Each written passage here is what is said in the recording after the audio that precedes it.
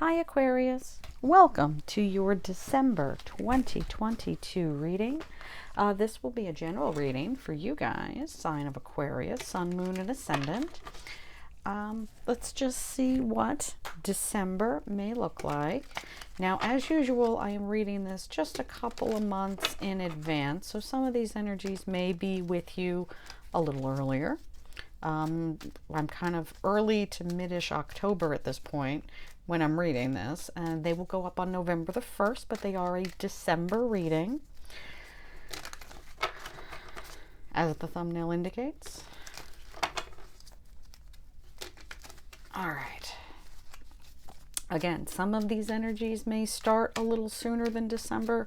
Some may flow into the new year. Time is fluid. Let's see what we have in store for our lovely little water bearers. I got a new microphone, so hopefully you guys can hear me.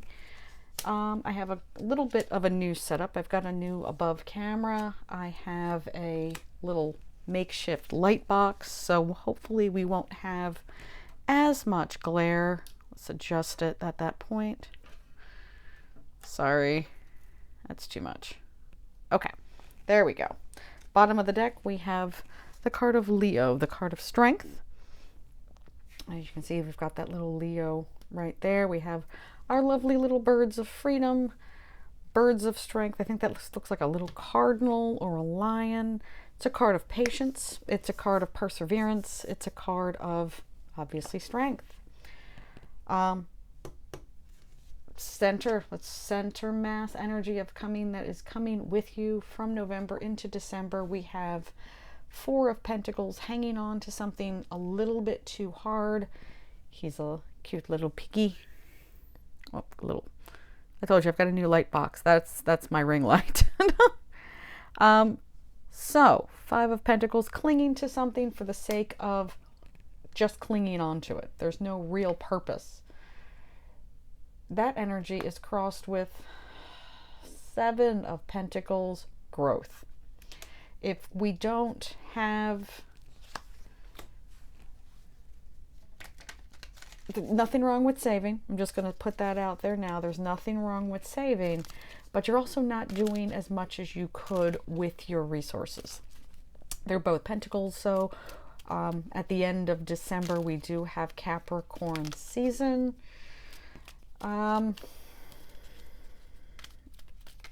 Can be just earth energy, resources, obviously money, education. If you're just gathering degrees to gather degrees, that's fine, but you're not doing as much as you could with them. If you're just gathering money to have it in a savings, that's fine.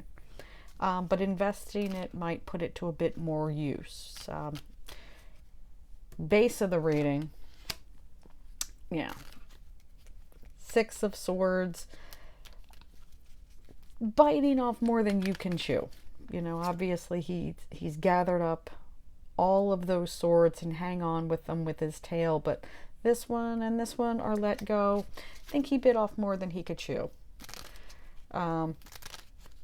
It's a card of, well, maybe just a little bit of regret.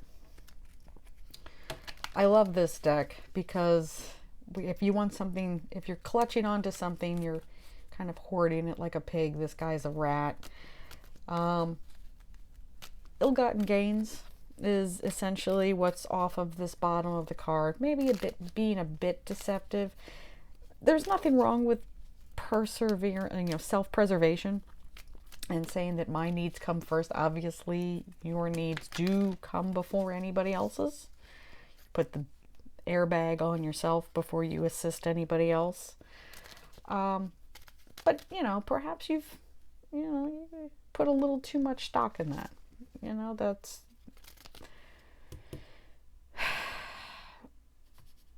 immediate past. The hanging man, the hanging person, getting a new perspective.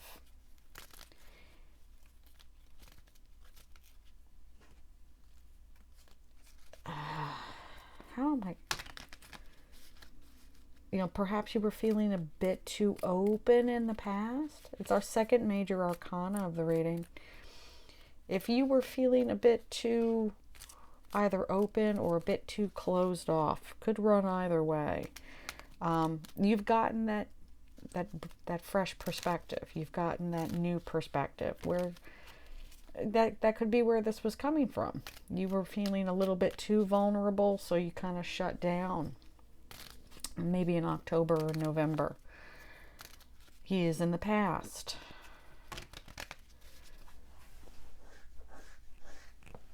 The top of the reading. Yep, Queen of Swords. Yeah, there was not enough boundaries. She is all about boundaries. She is all about speaking the truth, whether you want to hear it or not. She's a very, very loyal person, but she can really do a lot of damage with that sword. Her words carry a lot of weight. Her words carry a lot.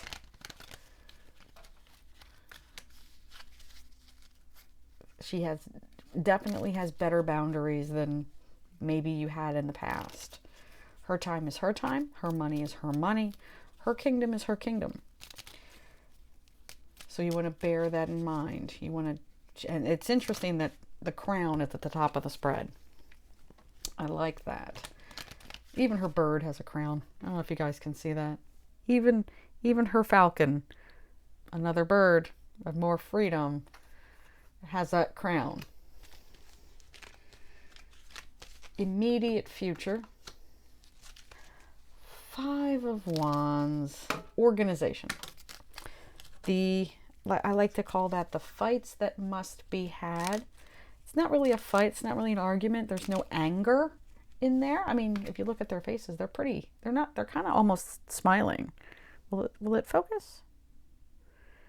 It's a little hard to see because it's a very small card.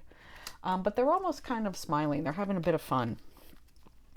But it is a card of practice. It is a card of learning. It's a card of, I like to call it the scrimmage card, because they're not really hurting each other. They're not angry with each other. However, they are competitive. One's in orange, one's in red, so they might be of opposite minds on opposing teams, as it were. But they're not really doing much damage to each other. They just want to get their point across. They want to organize themselves in a way where it's most efficient. Hopefully that makes sense. So if you are joining a group or I'm sorry, I keep hitting the camera. I'm sorry. If you're joining a group, if you're joining an organization, if you're joining any type of partnership, there's that area, that place at the beginning where everybody has to figure out what their roles are. That's this card. Internal influence. This is the influence that you are bringing. Temperance, timing, patience. Cute little bunny. There's a rabbit and a hare. Look at that. So are we asking for quantity over quality or vice versa?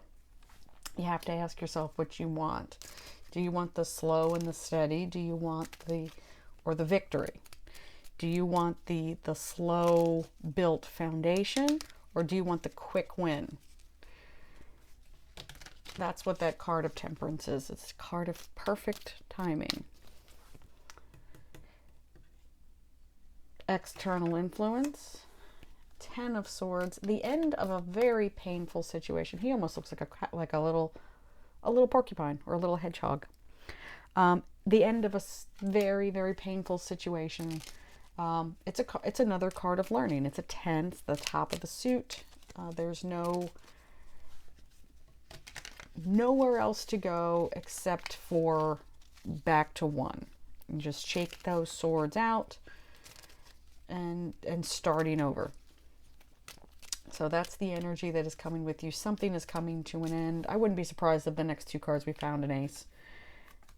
Hopes and fears, Queen of Cups, emotional security, emotional... She's a pretty mermaid. I like to read all of the court cards as aces, emotional new starts. She is soft, she's empathetic, she's empathic in a lot of cases. Really trusting your gut. The Queen of Cups is my minor arcana empress. She is silent. She has a crazy amount of intuition. So when I see her in this position, trust your gut, Aquarius. Overall outcome, Knight of Pentacles. There's that tortoise again. There's that turtle. Slow and steady. Solid, secure. Maybe not a ton passionate. He may not be... I've never met a super passionate accountant, but he's a knight. He's an adventurer. He, like we've learned from the Aesop fable, the slow and steady win the race. Focused, undistracted. There's a lot of distraction going on here, but here he comes, you know, with that. It might take a really long time. I'm not going to say it's quick. It's not quick. And one thing you can absolutely say about the Knight of Pentacles is he is not fast. He is not fast-moving energy. But it is a new adventure. It is something solid. It is something that you can count on. Not totally surprised to see this much upheaval come the holiday season. They really do tend to get very stressed and stressful. Especially towards the end of the month, as we flip that calendar from 2022 to 2023. Whatever the stresses or the stressors were, I see them coming to an end, Aquarius. Oh goodness, I have wasted enough of your time. I will leave it there. Have a wonderful holiday season, Aquarius. You guys are such gentle souls. And I will see you in the new year. Bye, family.